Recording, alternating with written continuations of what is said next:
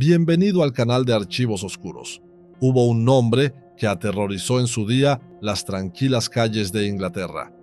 La Pantera Negra. Este criminal de sangre fría, cuyo nombre real era Donald Neilson, conmocionó a la nación en los años 70 con sus brutales asesinatos e impensables planes de secuestro. Cazaba en silencio por la noche, dejando a su paso un rastro de horror. Pero su historia no se limitó a sangre y vísceras. Su inteligencia y astucia se convirtieron en un juego del gato y el ratón que desconcertó incluso a la policía. ¿Estás preparado para descubrir los secretos que se esconden tras el viaje mortal de Neilson? Donald Nappy nació el 1 de agosto de 1936 en Bradford, Yorkshire, Inglaterra. Su infancia no fue feliz. Su madre murió de cáncer de mama a los 10 años, dejando a Donald a su suerte a una edad temprana. 2 años después de la muerte de su madre, Donald fue detenido por su primer delito, robar en una tienda. Debido a su edad y a sus condiciones de vida, solo recibió una amonestación policial. Pero ese no fue el final de su carrera delictiva. En abril de 1955, a los 18 años, se casó con Irene Tate. Irene convenció a Neilson para que abandonara el ejército tras una carrera en la infantería ligera del rey de Yorkshire. Regresó a la vida civil tras servir en Kenia, Adén y Chipre. En 1960, Irene dio a luz a su primera hija, Catherine. El nacimiento de Catherine llevó a Neilson a cambiar su apellido de Nappy a Neilson. Neilson quería proteger a su hija del acoso que sufría en el colegio. La familia creía que era por su nombre, que sonaba como la palabra nappy, que significa pañal. Según algunas fuentes, Neilson obtuvo su apellido comprando una empresa de taxis a un hombre llamado Neilson. Otras fuentes afirman que el apellido Neilson procedía de una furgoneta de helados con las palabras Lord Neilson. El cambio de apellido formaba parte de los esfuerzos de Neilson por evitar el acoso y el ridículo en su vida. Sin embargo, el cambio de apellido no modificó sus tendencias más oscuras. La carrera delictiva de Neilson comenzó con pequeños hurtos. Al principio, robaba en tiendas. Con el tiempo, sin embargo, estos robos se volvieron más planificados y profesionales.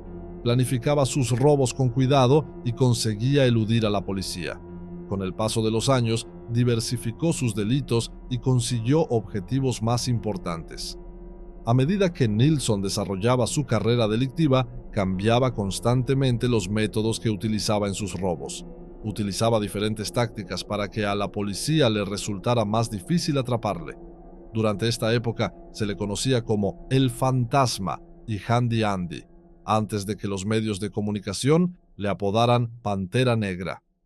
Un robo le llevó a participar en ataques más brutales, asesinatos y secuestros. Robó armas y munición en una casa de Cheshire, por considerarlas una fuente de ingresos más lucrativa que los bienes robados. Este robo de armas y munición allanó el camino para que Neilson se convirtiera en un delincuente más peligroso y mortífero. Entre 1971 y 1974, Neilson cometió 18 pequeños robos en oficinas de correos, cada uno más violento que el anterior. Estos robos representaron uno de los periodos más intensos y peligrosos de su carrera delictiva.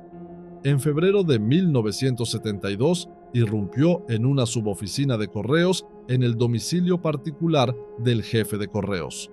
Dentro de la oficina, Leslie Richardson y su esposa dormían cuando les despertó un hombre con capucha. Leslie forcejeó con él y su mujer llamó a la policía. Durante el forcejeo, Neilson sacó su escopeta y amenazó al hombre. Sin embargo, el arma no apuntaba a Leslie, sino al techo. Al ver que la escopeta no apuntaba a él, el encargado supuso que estaba descargada. Entonces, se abalanzó y Neilson disparó al techo. El arma estaba cargada y se hicieron 2 agujeros en el techo. El forcejeo continuó y Leslie se quitó la capucha de la cabeza. Neilson pisó el pie de Leslie, rompiéndole varios dedos, y consiguió escapar con una patada en la ingle. Esta pelea impidió a Nilsson llevarse nada de la casa. Leslie pudo dar una descripción a la policía porque había visto a su agresor. Sin embargo, otras descripciones y bocetos resultaron ser falsos. Solo la descripción dada por la jefa de correos, Margaret Grayland, era correcta. Este incidente hizo que Nilsson se volviera más cauto y despiadado. En febrero de 1974, cometió su primer asesinato al atracar una oficina de correos en Harrogate, en Yorkshire del Norte. Donald Skepper murió en el ataque. 7 meses después, mató a otro empleado de correos en Baxenden, Lancashire. Derek Astin murió en acto de servicio. Fue durante este ataque cuando el apodo de Pantera Negra apareció por primera vez en los medios de comunicación. Marion, la mujer de Derek, dijo que el asesino era muy rápido, casi como una pantera. Combinado con el hecho de que Nilsson siempre vestía de negro, los periodistas le apodaron Pantera Negra. En noviembre de ese año, Nilsson atacó otra oficina de correos en Langley, West Midlands. Golpeó brutalmente a la cartera, Margaret Grayland, y mató a su marido, Sidney. A raíz de este ataque, la policía realizó un retrato robot de Nilsson. Los ataques volvieron a Nilsson aún más peligroso y atrajeron la atención de la policía. El secuestro y asesinato de Leslie Whittle, la única hija de George Whittle y su esposa Dorothy, fue el crimen más horrible cometido por Nilsson. Leslie Ann Whittle nació el 3 de mayo de 1957 y su familia vivía en la casa más grande del pueblo de Higley, en Shropshire. A pesar de su riqueza, Leslie no llevaba un estilo de vida extravagante. Solo tenía una asignación de 20 libras a la semana. Todos los días iba y venía de la escuela en transporte público. Nilsson comenzó su plan de secuestrar a un miembro de la familia Whittle cuando el Daily Express reveló la riqueza de la familia tras la muerte de George Whittle. El artículo afirmaba que el patrimonio de la familia ascendía a más de 250,000 libras, más de 2,1 millones de libras en dinero actual. Nilsson llevaba 3 años planeando el secuestro y pensaba que la familia podría pagar fácilmente el rescate. Dibujó un plano de la casa. Trazó rutas de escape. Ahora todo estaba listo. Podía actuar. El 14 de enero de 1975, Dorothy descubrió que Leslie había desaparecido a las 6:50 de la mañana. Sus pertenencias seguían en la habitación y la ropa de Leslie estaba intacta. Con la esperanza de que aún estuviera en casa, Dorothy registró la vivienda y encontró la puerta del garaje entreabierta. Inmediatamente, intentó llamar a Ronald, el hermano de Leslie Ann, pero la línea telefónica estaba desconectada. En ese momento, pensó que había algún problema con los teléfonos. Pensó que tal vez estaba en casa de Ronald. Fue a casa de Ronald y tampoco encontró allí rastro de Leslie. Cuando regresaron, descubrieron que los teléfonos de la casa no funcionaban y que faltaban la bata y las zapatillas de Leslie. Dorothy registró la casa y encontró 3 notas de rescate escritas en letras grandes. En ellas se pedía un rescate de 50,000 libras por la devolución de Leslie y se ordenaba a la familia que no se pusiera en contacto con la policía. A pesar de las amenazas de muerte, Ronald denunció de inmediato el secuestro a la policía de West Mercia. Todos los investigadores coincidieron en que el secuestro no era obra de un aficionado y que Ronald debía cumplir las exigencias. La policía intervino el teléfono de la casa de Whittle y la cabina telefónica de Kidderminster. Los detalles no se dieron a conocer a los medios de comunicación. Ronald retiró 50,000 libras de su cuenta bancaria y cooperó con la policía. Sin embargo, el secreto del secuestro no tardó en salir a la luz. Un desconocido filtró el secuestro a un periodista independiente. Esta información se vendió a un periódico de Birmingham y a la BBC. El secuestro se difundió de inmediato en un canal de noticias. El intento de rescate fracasó debido a la difusión de la información. Nilsson había llevado a Leslie a Bathpool Park en Kids Grove, Staffordshire, donde la ató a una alcantarilla. Mientras todo esto sucedía afuera, Leslie Ann seguía esperando, hambrienta. El 15 de enero, Nilsson hizo que Leslie grabara su voz en una grabadora para demostrar a su familia que estaba viva. Escribió varias notas de rescate más y las dejó en varias cabinas telefónicas. Se lo contó a Ronald. Quería conseguir el dinero de alguna manera. Ese mismo día, por la tarde, se dirigió a un aparcamiento cercano al zoo de Dudley y planeó dejar parte de sus instrucciones a Ronald en una cabina telefónica cercana. Exploró la zona a fondo, pero Gerald Smith, un guardia de seguridad de 44 años, había visto a Nilsson paseando por ella. Gerald empezó a sospechar de los movimientos de Nilsson y se dirigió al almacén para informar a la policía. Mientras tanto, Donald Nilsson se dio cuenta de lo que tramaba Gerald. Mientras se alejaba, disparó 6 tiros con su revólver detrás de él. La mayoría de las balas alcanzaron a Gerald en la espalda. Nilsson huyó a pie, dejando atrás todas las pruebas. Gerald tuvo suerte de sobrevivir. Hizo todo lo posible por contarle a la policía cómo era el agresor. Tras luchar por su vida durante 14 meses, murió por complicaciones derivadas de sus heridas. En el lugar de los hechos se encontraron 6 casquillos vacíos. La balística demostró que el arma que disparó las balas era la misma que se había utilizado en el asesinato de Derek Astin.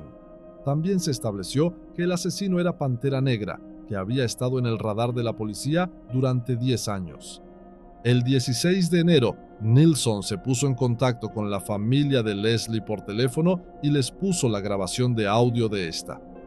Les dijo que fueran a una cabina telefónica en Kids Grove, donde encontrarían otra nota. Era como una película.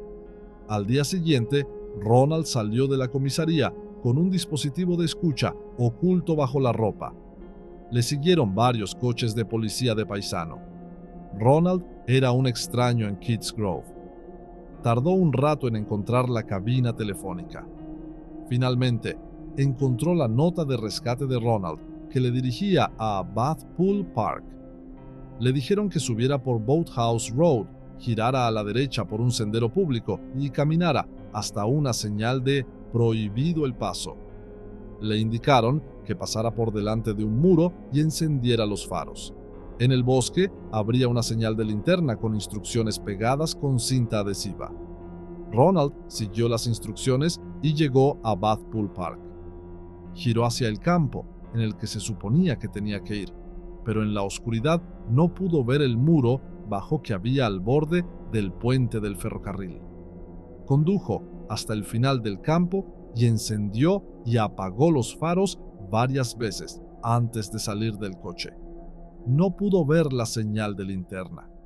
Le entró el pánico y empezó a gritar en dirección al bosque. Condujo arriba y abajo por la carretera durante 1 hora sin obtener respuesta. Ronald se resistía a abandonar la zona. Finalmente, se reunió con los investigadores en un punto de encuentro acordado previamente con las autoridades. Los agentes de la policía de West Mercia culparon a la policía de Staffordshire del intercambio fallido del rescate. Esto se debió a que un coche patrulla había pasado cerca del punto de encuentro. El hombre en cuestión podría haber huido al ver el coche patrulla. Este detalle crucial nunca se aclaró. La policía registró posteriormente el parque de Bathpool, pero no encontró nada. Unos 10 días después del tiroteo contra el guardia de seguridad Gerald Smith, la policía de West Midlands se puso en contacto con la de West Mercia para informar de que un coche verde robado había sido abandonado cerca de la terminal de Dudley a unos 400 metros del lugar de los hechos. La investigación reveló que la matrícula no coincidía con el registro, lo que significaba que la matrícula había sido robada, al igual que el propio vehículo.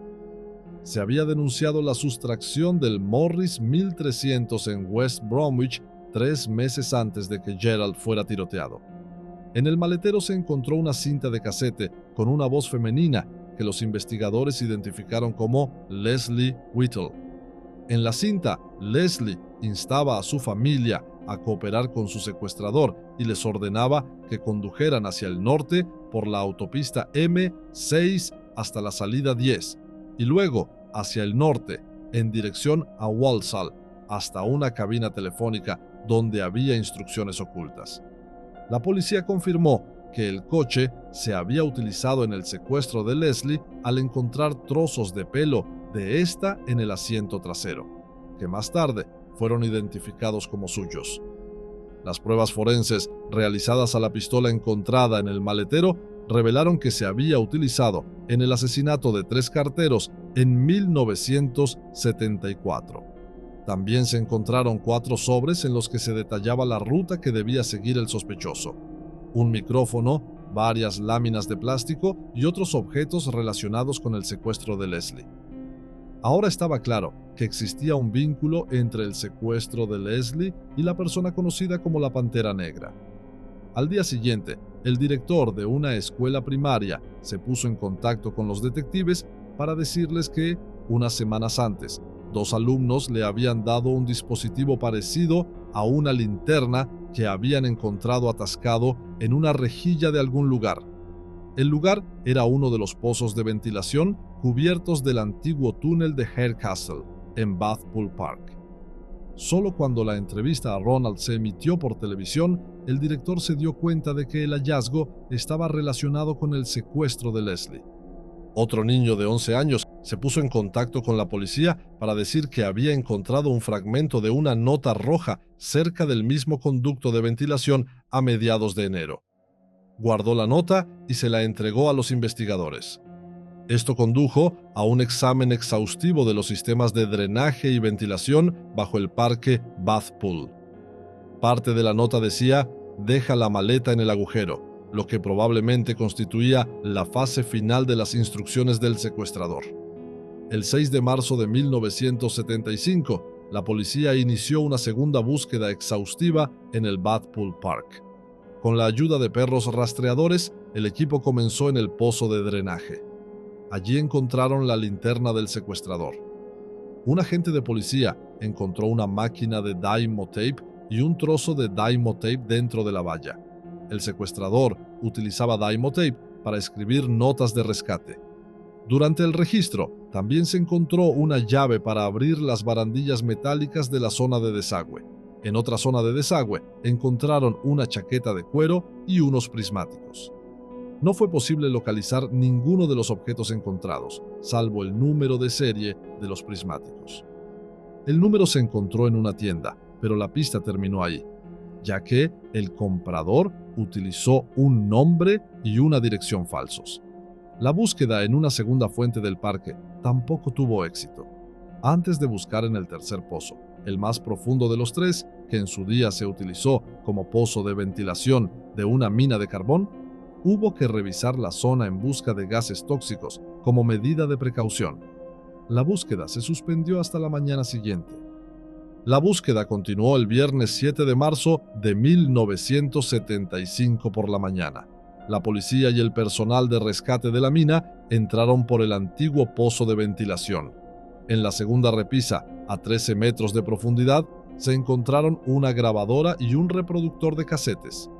En el tercer saliente, a 54 metros bajo tierra, se encontraron un saco de dormir envuelto en una bolsa de plástico y un colchón amarillo.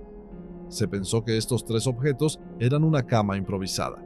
Los pies de Leslie, colgando de la cornisa, estaban a solo 10 centímetros del suelo.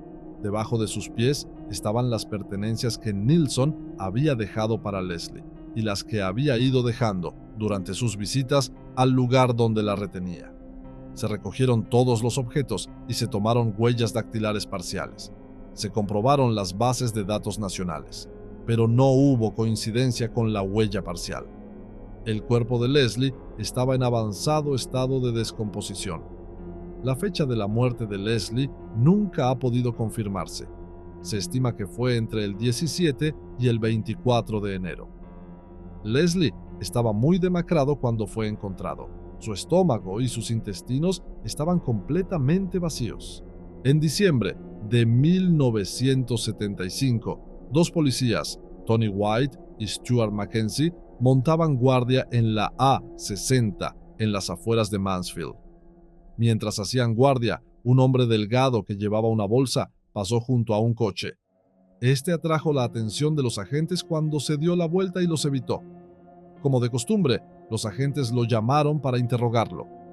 Este respondió que volvía a casa del trabajo. Entonces sacó una escopeta recortada del bolsillo y apuntó a los agentes. Ordenó a los agentes que volvieran al coche. Mackenzie estaba en el asiento del conductor y White en el asiento trasero. Nilsson estaba en el asiento del copiloto con la escopeta apuntando a la axila de Mackenzie. Nilsson ordenó a Mackenzie que les llevara a Blidworth. Dijo que los mataría si bromeaban con él. Mientras conducían por Southwell Road, Nilsson les preguntó si tenían cuerda. En ese momento, Mackenzie consiguió distraer a Nilsson girando rápidamente el volante a izquierda y derecha. De repente, pisó el freno y la pistola se movió un poco hacia adelante. Nilsson apretó el gatillo, conmocionado. Por suerte, nadie resultó herido. La bala rozó la mano de White. Mackenzie se arrojó fuera del coche antes de que el hombre pudiera reponer las balas y corrió a una tienda en busca de ayuda. Al oír los gritos de auxilio, dos hombres salieron corriendo de la tienda y se enfrentaron a Nilsson. Los dos hombres consiguieron neutralizarlo rápidamente. Nilsson se encuentra ahora bajo custodia policial. Aún no se sabe quién es el hombre. Parecía un fugitivo común. Las huellas dactilares de Nilsson coincidieron con una huella parcial del cuaderno encontrado en la alcantarilla. En la comisaría de Kidsgrove, Nilsson opuso poca resistencia. Hizo una declaración de 18 páginas en la que confesaba el secuestro de Leslie Whittle. El 1 de julio de 1976, Nilsson fue declarado culpable del secuestro y asesinato de Leslie Whittle y condenado a cadena perpetua. 3 semanas después, también fue declarado culpable de los asesinatos de Donald Skepper, Derek Astin y Sidney Grayland, y condenado a un total de 5 cadenas perpetuas por delitos relacionados con estos ataques. La esposa de Donald Nilsson, Irene, se preocupó cuando su marido no regresó a casa tras su detención en Mansfield. Irene destruyó las pruebas lo antes posible, quemando en una hoguera unos 50 recibos postales. Pero sus esfuerzos fueron en vano.